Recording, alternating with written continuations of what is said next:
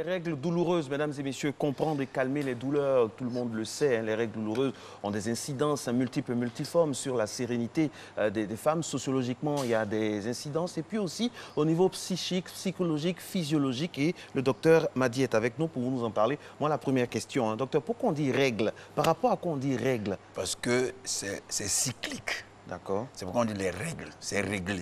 Chez l'homme, il n'y a pas de règles. Non, lui, il est comme ça. Mais pourquoi on dit douloureuse maintenant? Mais quand on dit douloureuse, parce que ça fait mal.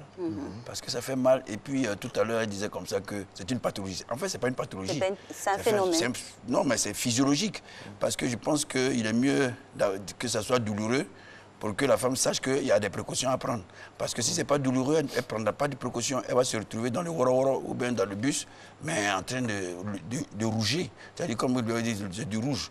Vous comprenez? Alors, donc, il est mieux que ça soit douloureux, mais il y a une certaine intensité que ça ne doit pas dépasser, il y a une certaine fréquence que ça ne doit pas dépasser, et puis ça ne doit pas être associé à certaines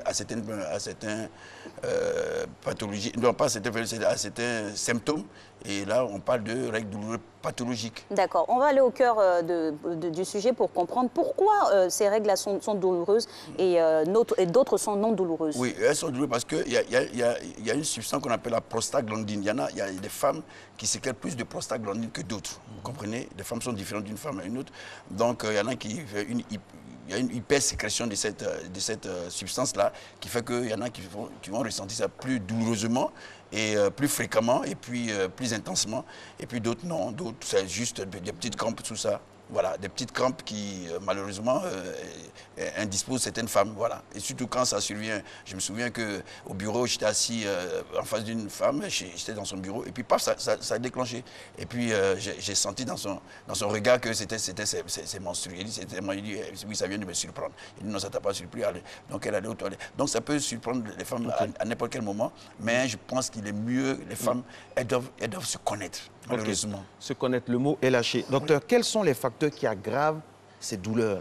Alors, le facteur le plus commun, même, c'est le choc émotionnel. Vous voyez, c'est le stress, vous comprenez? En dehors de certaines pathologies comme les fibromes, etc., les infections.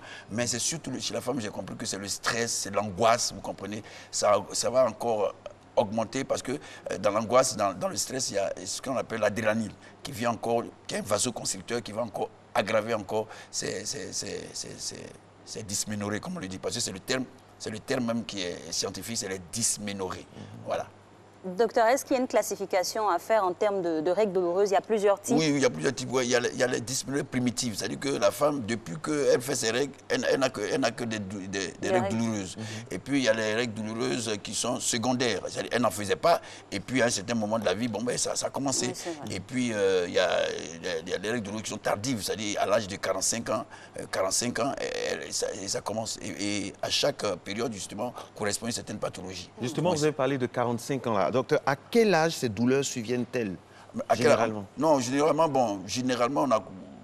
les premières règles, vous comprenez, parce que la jeune fille, elle ne s'attend pas à ça. Elle a 9 ans, 10 ans, et puis un coup, elle voit ses menstrues. Le stress fait qu'elle va commencer à paniquer, vous comprenez. Donc, c'est les premières règles là qui font qui est la période la plus cruciale par rapport aux règles douloureuses, vous comprenez. Mais il faut quand même calmer la jeune fille. À 11 ans, 12 ans, ou voire même à 14 ans, 16 ans, quand c'est première, il faut la calmer pour dire que ce n'est pas grave. Parce que c'est dû à seulement une contraction. C'est une contraction. C'est ces prostaglandines qui vont entraîner une contracture au niveau de... Comme la femme, c'est la même substance qui fait accoucher la femme. Donc, il faut la rassurer pour dire que ce n'est pas grave et que ça va passer. Voilà. D'accord. Docteur, quand vous dites il faut rassurer, ce n'est pas grave, c'est en termes de compréhension de ce qui se passe. Mais en termes de douleur, franchement, c'est vécu, ça fait mal. Il faut qu'on le dise. Alors, l'impact de ces douleurs sur le quotidien de la jeune fille, c'est lequel? Parce que pour celles qui ont cette hypersécrétion de la prostaglandine, il arrive parfois où certains ont des vomissements, ont des nausées, ont des diarrhées, certains même s'évanouissent et on est obligé de les transporter. Vous comprenez? C'est tellement intense que vraiment, vous comprenez, la jeune fille qui doit aller à l'école, mais du coup, pendant 3-4 jours, elle n'ira pas à l'école, vous comprenez? Et bon, et puis la femme qui enseigne ou bien qui travaille, ben, quand ça va commencer, écoutez, il y a de l'absentéisme.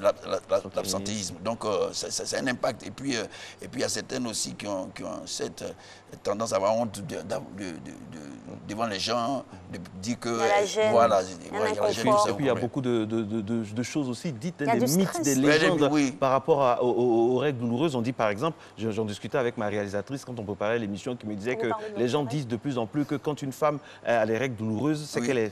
qu'elle est fertile. Il y a beaucoup d'idées reçues Oh, comme non, ça. il y en a aussi Ouais. qui disent que, ouais, que c'est Voilà. le contraire. Hein. Ah, alors, que c'est des règles qu'elle est douloureuses. Non, mais ça dépend parce qu'en fait, c'est qu'il y a des pathologies qui sont associées à cela, vous comprenez, notamment l'endométriose. Ouais, là, c'est difficile. Parce que l'endométriose, ce sont des règles qui sont douloureuses et qui sont rythmées. Et puis, c'est difficile à les calmer. Donc, voilà, c'est ça. Est-ce qu'il y a des remèdes efficaces contre ces douleurs-là, docteur? Écoute, efficacité, moi je pense qu'il faut être il faut relativiser les choses. Parce que moi je pense, du moins dans mon expérience de 35 ans de pratique, je pense qu'il est mieux qu'on puisse, prendre ça comme, comme physiologique, vous comprenez, quand ça n'a pas une incidence sur le quotidien, quand ça n'a pas d'incidence sur l'état général de la patiente, bon, il faut la rassurer. Mais sinon je crois que la méthode efficace, d'abord, on commence d'abord par les petites choses, pas du paracétamol d'abord, pas des petits calmants, et puis ensuite, petit à petit, on peut monter. Mais souvent, les femmes, pour pouvoir calmer la chose, elles vont prendre carrément des anti-inflammatoires, elles vont prendre des antalgiques très puissants, et ce qui n'est pas du tout conseillé. Wow. Voilà, c'est pas du tout conseillé. Donc, il est mieux de commencer d'abord petit à petit, et puis voilà, entrer dans le bain. C'est comme ça. Vraiment. Et puis la chose, moi je conseille aux femmes plutôt de pouvoir, vous voyez, quand vous voyez les prodromes, c'est-à-dire les petits signes qui font appel à ça, mais prendre ces petits signes-là, comment on les matérialise, comment on appelle les identifier? Oui, on peut les identifier parce que d'abord il y a le changement d'humeur. Tu sens que la femme sent que, voilà, il y a un petit, et puis il y a des acnés, vous comprenez, il y a la gêne, il y a des acnés, on appelle un syndrome prémenstruel qui survient 2 à 7 jours avant les menstrues. Donc, il est mieux, quand ces choses arrivent, déjà se préparer. Et puis prendre des précautions en prenant des... Comment se préparer? Ouais, comment se préparer? C'est-à-dire, en fait, il y a des médicaments qu'il faut prendre. Et, comme je l'ai dit tout à l'heure, là, il faut prendre du paracétamol. Et puis, pourquoi? Parce que la CMI, c'est-à-dire la concentration minimale inhibitrice, 2-3 jours après, va augmenter, de sorte que quand la douleur arrive, alors cette concentration va bloquer justement. On se prépare. Voilà, on se prépare. Mais quand la douleur est déjà là, quand vous prenez le paracétamol, il est difficile pour vaincre la douleur. C'est un combat. Voilà, c'est une contracture. Alors, docteur, le fait d'avoir des règles douloureuses jusqu'à un certain âge, est-ce que ça prédispose à la stérilité? Oui, à un certain âge, parce que si la femme n'a pas d'enfant, vous voyez, on suspecte toujours, surtout l'endométriose. C'est surtout l'endométriose, et qui est une pathologie vraiment difficile à gérer, vous comprenez. Et ça, certes, on arrive à pouvoir soigner cela, mais vraiment, c'est difficile pour une femme qui a une endométriose de pouvoir procréer. Voilà. Donc, c'est à cet âge avancé là qui fait que on se dit qu'il y a une sévère en bas. Voilà. Docteur, là, on parle de l'endométriose, mais est-ce qu'il y a d'autres maladies qui découlent des règles douloureuses? Oui. Vous voyez, tout ce qui a trait à l'utérus, parce que c'est de l'utérus que vient ce sang-là, tout ce qui a trait à cela, c'est notamment une femme qui a une cervicite, une femme qui a une endocervicite, une femme qui a une endométrite, une femme, par exemple, qui a une dystrophie ovarienne ou un kyste ovarien. Docteur, toutes ces maladies-là, comment les reconnaître? Les symptômes? Parce que peut-être il y a des dames à la maison qui ont ça, qui ne savent pas, vous le dites avec le terme technique, mais elles ne peuvent pas identifier. Oui, pour les identifier, malheureusement, c'est que le facteur commun, c'est la douleur. Vous comprenez? Le facteur commun, c'est la douleur. Et la douleur plus les saignements, vous comprenez? Maintenant, quand on dit que c'est une pathologie, il est mieux d'aller voir le médecin, vous voyez, et puis il fera différents examens, vous comprenez? Et le premier examen à faire, et le moins cher, c'est l'échographie. On fera l'échographie et on verra si c'est une dysménorrhée essentielle. C'est-à-dire qu'il n'y a pas de maladie, rien du tout. C'est comme ça que ça y est. Et puis bon, voilà, on va avec. Mais sinon, il est mieux d'aller voir le médecin et faire tous les examens possibles pour pouvoir savoir quelle est l'origine de ces règles douloureuses. Marc, permettez, j'avais envie de rebondir sur le seuil de douleur, parce que généralement, quand on a nos règles, c'est vraiment à un jeune âge jusqu'à ce que on quitte la Terre. On nous dit faut supporter, c'est la douleur et tout ça. À quel seuil il faut s'alarmer? Non, c'est quand les choses sont associées. Quel seuil de douleur? Voilà, de douleur, oui. C'est quand certaines, notamment lorsque ces douleurs, lorsque le sang est abondant. Deuxièmement, lorsque après les règles, les douleurs persistent, vous comprenez? Ou bien que ça entraîne des nausées, des vomissements, des diarrhées, vous comprenez? Ou bien que carrément, elle ne supporte pas ça, parce qu'il y en a qui ne supportent pas ça. Elle ne supporte pas ça. Donc il est mieux pour le médecin de pouvoir aller chercher la cause et puis ne pas dire à la patiente, non, il faut supporter ça. Elle ne pourra pas supporter ça, vous comprenez? Oui, c'est désagréable. Alors, docteur, chez les femmes d'un certain âge, mais qui sont toujours réglées, est-ce que les règles douloureuses sont le signe d'une maladie gynécologique? Oui, c'est ce que j'ai dit là, notamment au suspect de l'endométriose. Ou bien carrément, c'est un polype. C'est-à-dire, c'est quoi? C'est des fibromes qui sont dans l'utérus, vous comprenez? Des polypes justement, dans l'utérus. règles douloureuses et fibromes, on allait en venir. Kyste et autres. Oui. Non, le kyste, c'est au niveau de l'ovaire, vous comprenez? C'est au niveau de l'ovaire. Ouais. Mais sinon, le fibrome, lui, oui, il saigne. Ouais. Voilà, il saigne et puis il fait très mal. Il fait très mal lorsqu'il y a les menstrues. Ça fait très mal, puisque c'est une contracture. Vous comprenez? L'utérus va venir se mettre devant cette boule-là et puis se contracter. Vous comprenez? Il y a la douleur et puis il y a les saignements en plus. Voilà. Donc, comme je l'ai dit, l'examen le plus simple à faire, c'est de faire une échographie. Voilà, c'est tout. Voilà. Alors, docteur, on a parlé d'un fort taux de femmes qui seront touchées ou qui sont 75%, touchées. Voilà, oui, 75%. C'est dire que c'est vraiment les 25% qui seront sauvés, mais toutes ces femmes-là vont... Sauvées, non, quand vous dites... Épargnées. Docteur, non, ça fait mal. Bon, oui, ça fait mal, mais quand vous dites ça, effectivement, il y a des femmes qui n'ont pas de douleur du tout. Quand ça vient normalement, etc. Pas de douleur, des crampes, des petites choses. Bon, et puis ça passe. Mais il y en a, par exemple, qui ont un seuil très élevé, justement, de cette douleur-là. Mais c'est elle qu'il faut soigner. Oui. Docteur, il y a dans l'imagerie populaire, on dit aussi que quand une femme a des règles douloureuses, après le premier enfant, ça passe. Oui. Est-ce que c'est vrai ou bien ça relève du mythe? Oui, effectivement. Après l'accouchement, effectivement, on a vu des cas comme ça où après le premier accouchement, bon, les choses... Mais ça peut... C'est des exceptions. Comment? C'est des exceptions. C'est des exceptions, vous comprenez. Mais la douleur ne diminue pas, hein. Ah bon? C'est l'intensité qui diminue. Voilà, la douleur ne diminue pas, mais sinon c'est l'intensité qui diminue. Puisqu'elle a connu une intensité, c'est quoi? C'est déjà l'accouchement. Donc déjà, elle a eu un seuil. Donc quand ça arrive, elle se dit, bon, elle se dit que si j'ai vécu ça, c'est... Est-ce qu'il y a des règles parfaites où il n'y a aucune douleur? Normalement, les règles doivent avoir au moins une petite douleur, ou bien il y en a qui n'ont rien du tout. Rien du tout, ouais. Jusqu'à la ménopause. Et moi, je pense que c'est...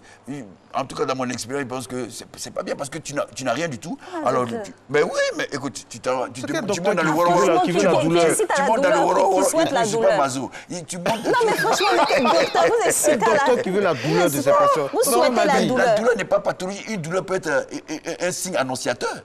Vous comprenez? Tu n'as pas mal, tu rentres dans le woro, tu es en blanc. Tu vas. Mais voilà pourquoi c'est réglé. Donc tu sais exactement la période où tu prends tes dispositions. Non, malheureusement, c'est que les femmes ne savent pas les dispositions à prendre. Docteur, donnez aux femmes les dispositions pour ne pas être surprises dans le bus, dans le bacaille. Alors, maintenant, il y a des applications. Maintenant, tout le monde a des applications.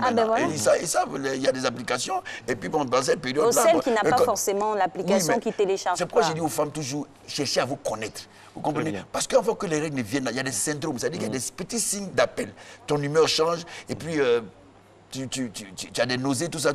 Et beaucoup de femmes disent comme ça, on dirait que mes règles vont venir. On dirait que mes règles...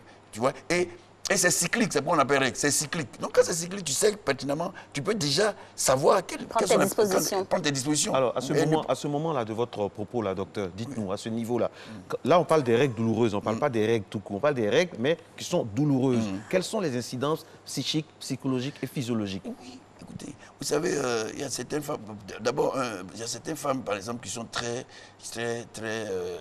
qu'est-ce que je veux dire, qui ne veulent pas savoir leur état. Que les gens sachent leur état de santé. Vous comprenez? Quand ça arrive comme ça, elle se rétracte. Elle se rétracte, voilà. Elle ne veut rien dire du tout à quelqu'un. Et puis,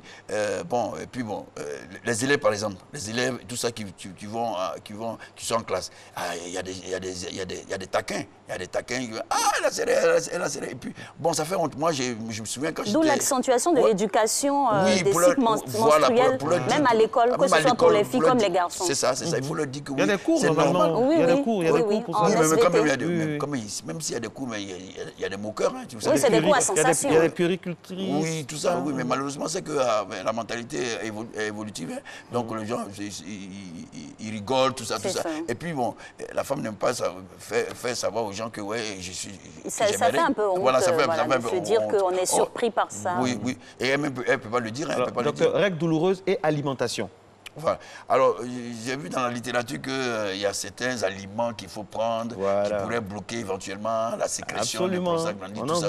J'ai vu ça. Mais moi, je dis que sur nos tropiques, là, il ne faut pas manger il faut pas prendre du gombo. Voilà, le gombo, par exemple. Il ne faut pas boire une certaine boisson qu'on ne va pas citer ici. On va pas citer ça ici. Non, parce que cette boisson, en fait, parfois, moi, je la conseille pour pouvoir lever un peu le taux d'hémoglobine.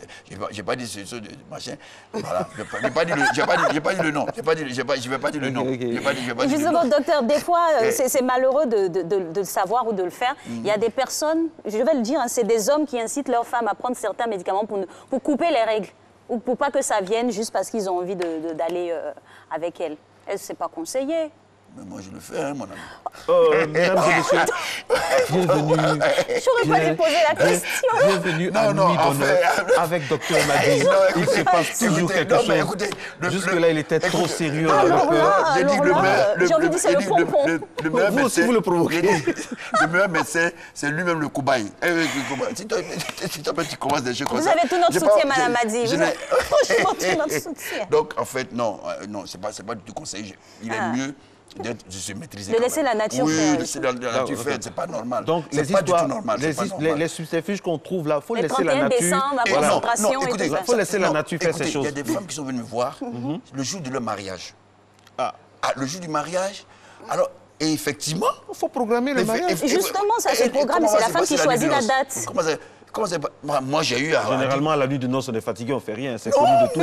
C'est de notoriété publique. Attention, il faut que ça marque quelqu'un. Oui, je ne sais pas de quelqu'un, ça va marquer. Il faut que ça marque quelqu'un. Docteur, c'est pas possible. Et je vous dis, elles sont venues me voir pour dire, ah, docteur, vraiment, je dois me marier à telle période. Et ils voient un peu, je dis, ah, cette période, tu risques d'avoir tes mentions. Elle dit, arrange-toi, mais donne-moi un médicament pour ne pas... Quels sont les arrangements? Vous avez la liste des arrangements, là? Oui, je m'arrange. On parle de glaçons, on parle de beaucoup de choses, il y a des médicaments, tout ça. Oui, je me suis renseigné. C'est comme ça. Un médecin, comme je t'ai dit, il est dans la vie de la patiente. Ouais, il faut qu'il collabore avec elle. Oui.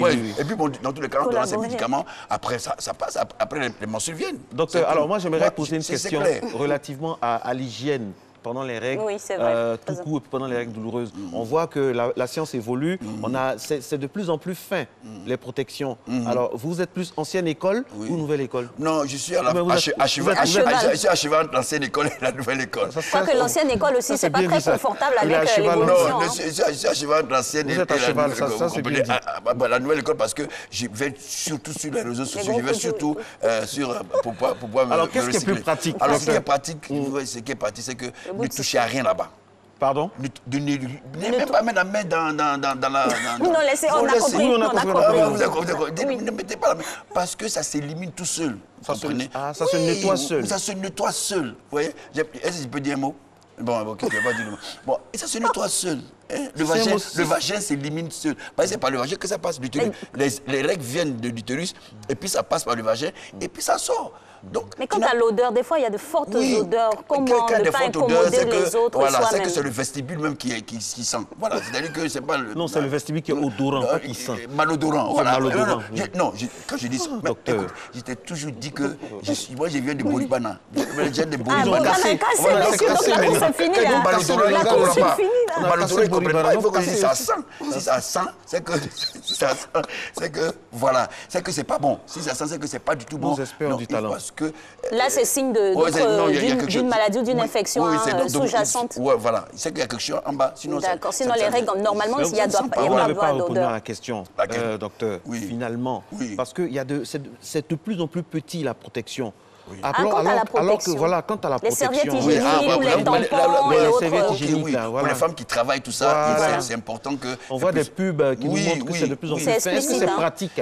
Oui, vous voyez, vraiment, je me demande bien, nos mamans qui ont eu 10 enfants, là, elles n'avaient pas ces choses-là.